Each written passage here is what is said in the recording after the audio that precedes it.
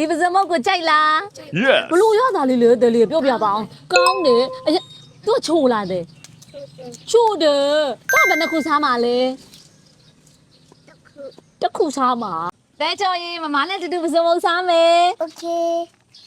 Mama Stella ရော အော်မမရှိတယ်တဲလေးရဲ့ကဲလားငရုံးစင်နဲ့တိုးစားမဆက်ဘူးလားတဲ့မဆက်ဘူးအိုးတော်လိုက်တာကြည်စမ်းကလေးရကဲတိုးစားပါအောင်တဲလေးရဲ့ဒီပစုံမုတ်ကတီတီတို့မော်ကျွန်းအထွက်တာနော်တီတို့မော်ကျွန်းကလေမြို့ဝကျွန်းမော်ဒေတာဖြစ်တော့ပစုံတွေအရန်ပေါ်တယ်အဲ့တော့ဒီလိုပစုံမုတ်ကျော်ငါးမုတ်ကျော်တွေရတယ်သူကလေအရန်စားလို့ကောင်းတယ်တခြားမြို့ရွာတွေတော့မသိဘူးတီတီတို့စီမှာရှိတဲ့ပစုံမုတ်ကတော့လေပစုံအစ်စ်နဲ့လုပ်ထားတာပစုံပါဝင်မှုပမာဏလည်းအရန်များတယ်စားလိုက်တာနဲ့ကိုလေလုံးဝဂျုံနဲ့လို့ကောအဲ့လိုမျိုးတွေမဟုတ်ဘဲနဲ့ပစုံတော်တော်များများပါတယ်ဆိုတဲ့ခံစားချက်ကိုရတယ်ကလေးတွေလည်းအရန်ကြိုက်ကြတယ်အဲ့တော့တီတီတို့ကလေနေ့လည်နေက snack တိုင်းနေလဲခလေးလည်းစားတယ်တီတီတို့လည်းစားတယ်တီတီတို့ဆက်စားလိုက်အောင်မယ်နော်ဒါ